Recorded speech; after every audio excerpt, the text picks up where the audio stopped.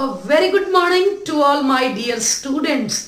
एक बहुत छोटा टॉपिक लेकर आई हूं, थ्योरम ऑफ टोटल प्रोबेबिलिटी। सिर्फ 2 क्वेश्चन प्रैक्टिस करवाऊंगी और हमारा ये कॉन्सेप्ट ओवर हो जाएगा।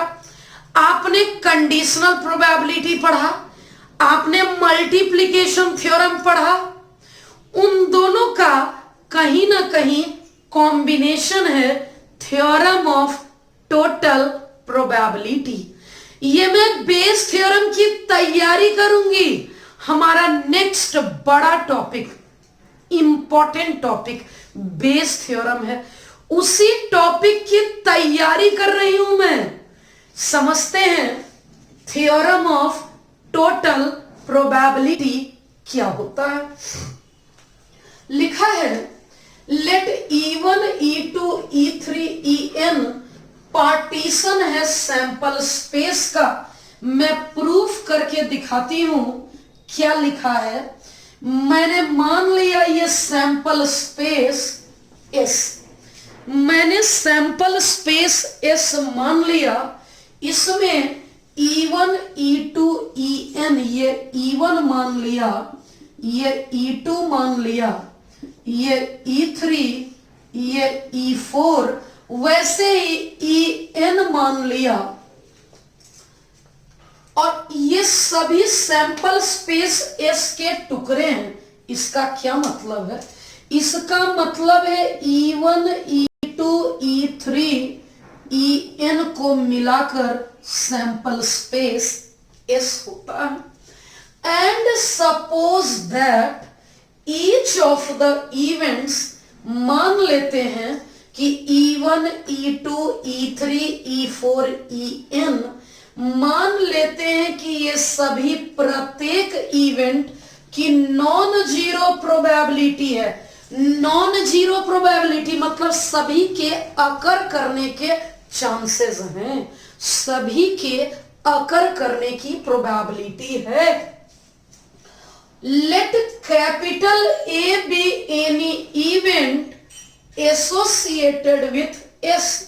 अच्छा, इसी सैंपल स्पेस से हम मान लेते हैं कहीं कैपिटल A है जो सभी से एसोसिएटेड है, तब PA निकालना है। क्या फॉर्मूला होगा? धीरे धीरे मैं इसे प्रूफ करती हूं।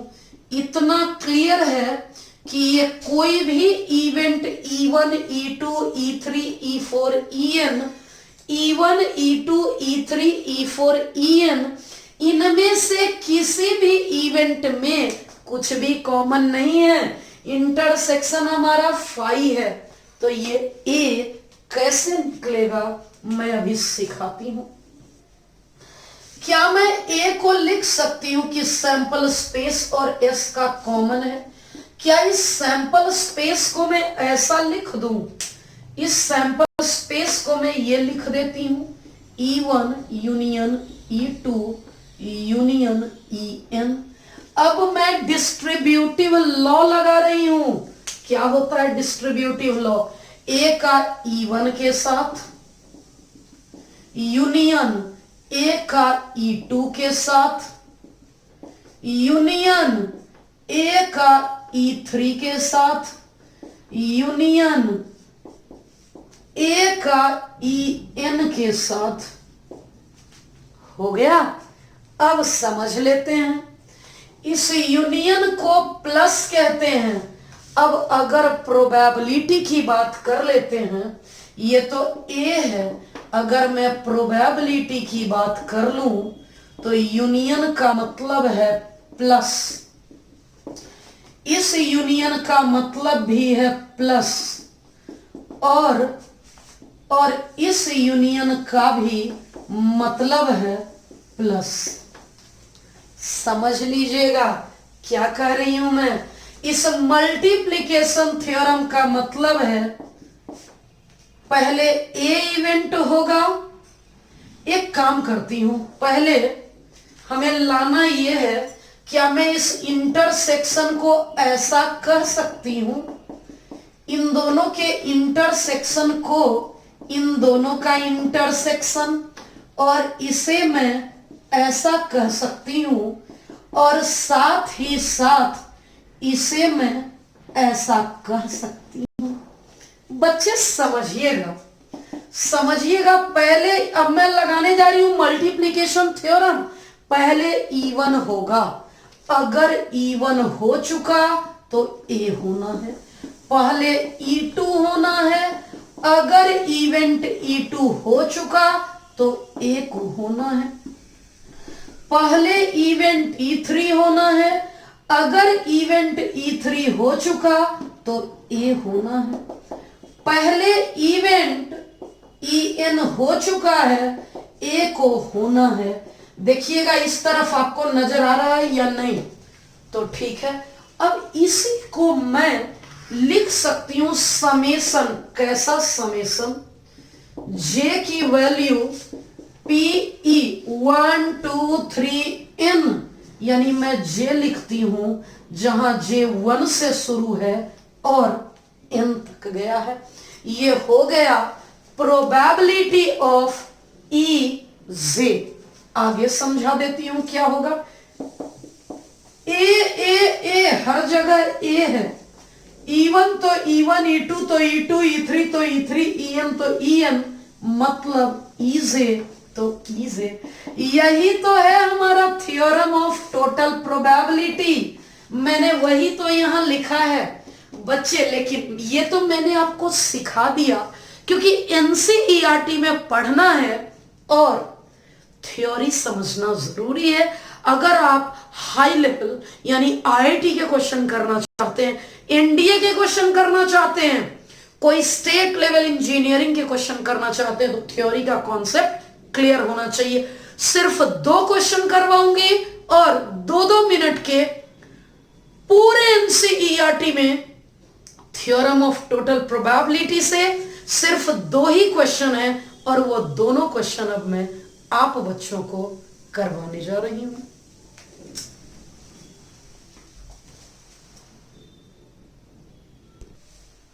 मैंने 2 क्वेश्चन ले लिए हैं थ्योरम ऑफ टोटल प्रोबेबिलिटी।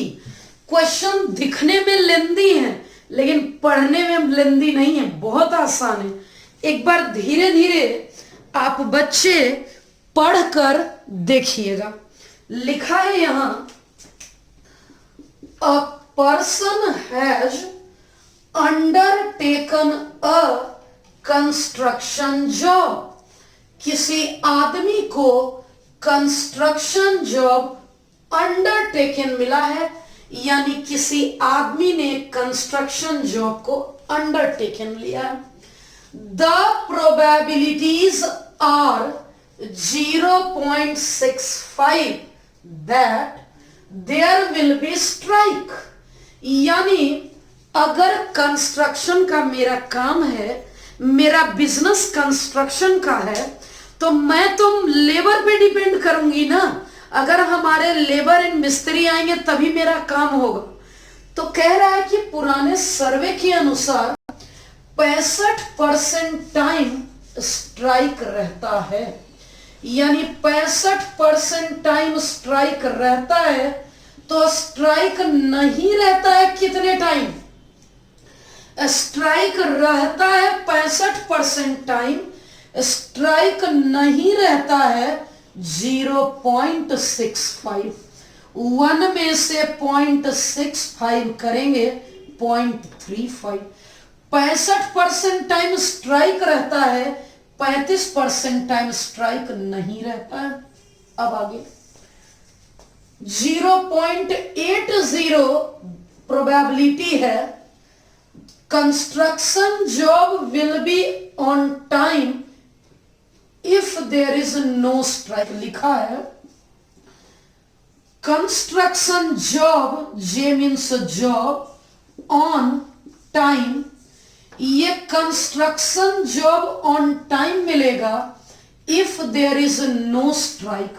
अगर स्ट्राइक नहीं है तो इसकी प्रोबेबिलिटी है 80%। यानी मैं as a contractor of building मुझसे पूछ रहा है कि मैम हमारा फ्लैट कब तक रेडी कर दीजिएगा आप, हमें गृह प्रवेश की डेट देखनी है।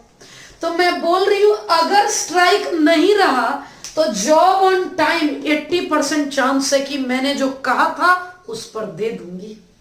आगे बढ़ते हैं, क्या लिखा है?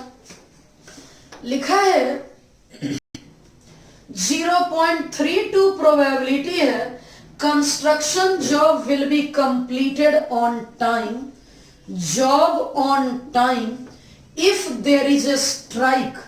अगर स्ट्राइक रहा तो सिर्फ 32% चांस है कि मैं समय पर काम दे पाऊंगी, यानी समय पर काम नहीं हो पाएगा क्योंकि स्ट्राइक है, मजदूर काम ही नहीं करेंगे। अब देखते हैं, डिटरमिन द प्रोबेबिलिटी, प्रोबेबिलिटी निकालें construction job will be on time. इस बात की प्रोबेबिलिटी निकालें कि कंस्ट्रक्शन जॉब समय पर होगा, कंस्ट्रक्शन जॉब समय पर होगा, इस बात की प्रोबेबिलिटी है। क्या प्रोबेबिलिटी है वो देख लीजिए, देख लेते हैं। कॉन्सेप्ट है determine the probability that the construction job will be on time, job on time. मैं उसको ये सब बात बता रही थी तो हमारा जो क्लाइंट है वो कह रहा मैम हमको इतना ये सब कुछ समझ में नहीं आता, आप हमें सिर्फ इतना बता दो हमारा जॉब यानी हमारा फ्लैट समय पर कब रेडी हो जाएगा, यानी हमारा फ्लैट आप रेडी करके कब दे दोगे। तो मैं उससे कह रही हूं ठीक है, दो सिचुएशन है, या तो अगर स्ट्राइक रहा तो मैं इस समय दूंगी, या अगर स्ट्राइक नहीं रहा तब मैं समय इस समय दूंगी। फिर से, अगर स्ट्राइक रहा तो job on time when there is strike, या फिर अगर स्ट्राइक नहीं है तो job on time when there is no strike.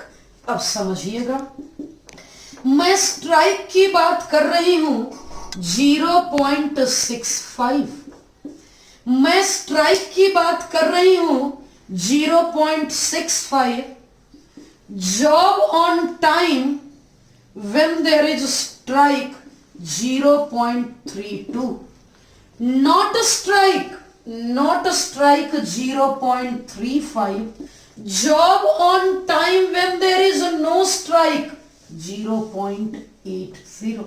अब तो कैलकुलेशन करना है, कैसे कैलकुलेशन करना है मैं बता देती हूं।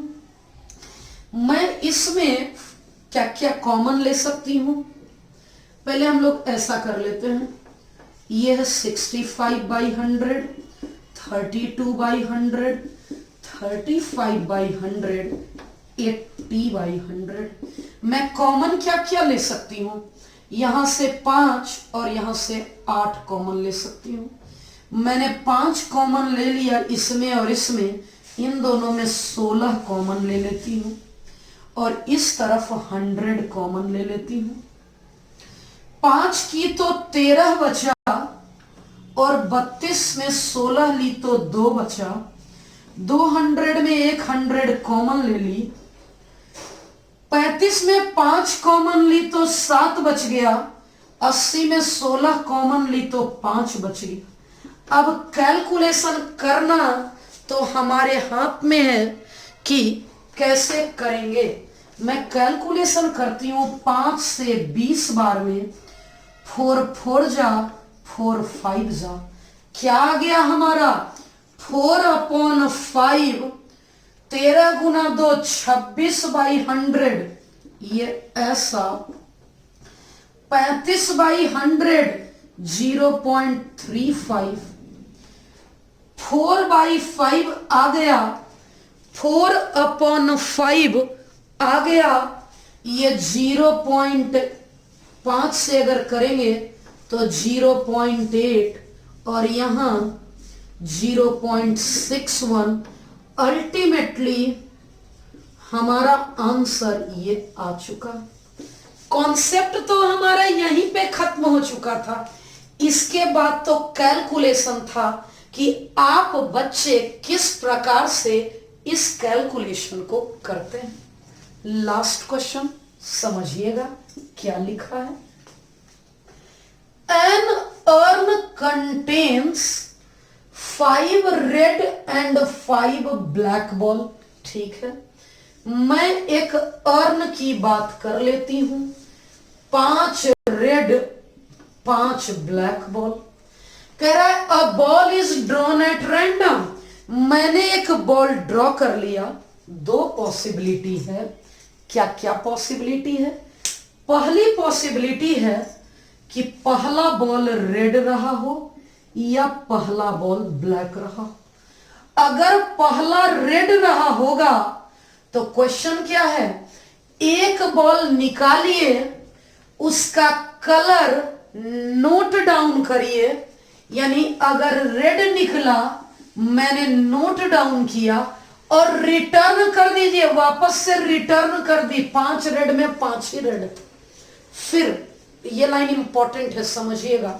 मोरओवर यानी इसके अतिरिक्त 2 एडिशनल बॉल सेम कलर के जो पहले आपने निकाले थे। यानी अगर रेड निकला तो फिर से पढ़ाती हूं। मोरओवर यानी अतिरिक्त 2 additional ball of colour drawn are put in the urn. फिर से बोलती हूं, 5 रेड 5 ब्लैक का स्टॉक था। आपने एक बॉल निकाला, देखा रेड, उसको वापस से डाल दिया और रेड कलर के 2 एक्स्ट्रा बॉल डाल दिए गए। 5 ब्लैक तो पहले से था। या फिर कोई जरूरी है पहला बॉल रेड निकला हो? ऐसा तो कोई जरूरी नहीं है। हो सकता है मैं एक बॉल निकाली, ये ब्लैक हो, तो कलर देखने के बाद ब्लैक था, वापस से मैंने उसमें डाल दिया। क्वेश्चन कह रहा था कि एक बॉल आप ड्रॉ करिए, कलर देखिए, उस बॉल को वापस से उस बैग में डालिए और 2 एडिशनल बॉल उसी कलर का डालिए। ये 2 एडिशनल बॉल इसी कलर का मैंने डाल दिया। हो गया। Then a ball is drawn at random. और अब एक सेकेंड बॉल निकाला गया। What is the probability that second ball is red? समझिएगा, मैं समझाती हूं। सेकेंड बॉल के रेड का पूछा है। पहले पहला बॉल की तो बात कर लूं। 2 चॉइस है, पहला रेड होगा या पहला ब्लैक होगा। अगर पहला रेड होगा तो सेकेंड बॉल भी रेड होगा, सेकेंड बॉल भी रेड होगा, यानी दूसरा बॉल भी रेड होगा। या फिर पहला ब्लैक है, मुझे सेकेंड तो हर हाल में रेड ही चाहिए। यहां लगेगा मल्टीप्लिकेशन थ्योरम। पहला बॉल रेड निकला हो एंड अगर एक रेड निकल चुका तो दूसरा तो हमें हर हाल में रेड चाहिए। या फिर कोई जरूरी है इस बैग से मैं एक बॉल निकाली, हो सकता है वो रेड हो या हो सकता है वो ब्लैक हो। जब ब्लैक निकला तो ये सिचुएशन। अब अगर एक ब्लैक निकल चुका मीन्स ये सिचुएशन है, तो सेकेंड बॉल रेड। समझती हूं, ये स्टॉक है, इससे रेड निकलने की प्रोबेबिलिटी 5 अपॉन टोटल। अब एक रेड निकल गया तो नया सिनेरियो ये है, नया सिनेरियो ये है, आपको यहां से जवाब देना है। ये एक रेड निकला तभी तो 2 रेड एडिशनली इसमें डाला गया। अब इससे एक सेकेंड बॉल निकालना है, वह भी रेड होगा। इसकी क्या प्रोबेबिलिटी है? रेड होगा, इसकी क्या प्रोबेबिलिटी है? रेड होगा 5 + 2, 7 बॉल रेड होगा और टोटल 12 होगा। या एक नया सिचुएशन, ये स्टॉक है, हो सकता है मैं पहला बॉल निकालूं तो ब्लैक निकले। ब्लैक की प्रोबेबिलिटी 5 अपॉन टोटल। अगर एक ब्लैक निकल चुका तो ऐसा सिचुएशन होगा, मतलब एडिशनली उसी कलर का 2 ब्लैक डाल दिया गया। अब दूसरा रेड का क्या प्रोबेबिलिटी है, इसमें रेड है 5, टोटल 12 है। आंसर आ गया 7 और 5 35 और 25 120, 60 बाई 120 1/2।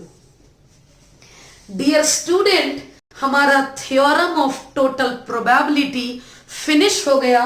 यही 2 क्वेश्चन एनसीईआरटी में थ्योरम ऑफ टोटल प्रोबेबिलिटी से हैं। नेक्स्ट टॉपिक बहुत इंपॉर्टेंट, बड़ा, छोटे छोटे 3 पार्ट में करूंगी। एक क्वेश्चन बेस थ्योरम से पक्का होता है जो मैं नेक्स्ट लेक्चर में करवाऊंगी। नेक्स्ट लेक्चर जरूर देखिए। Thank you.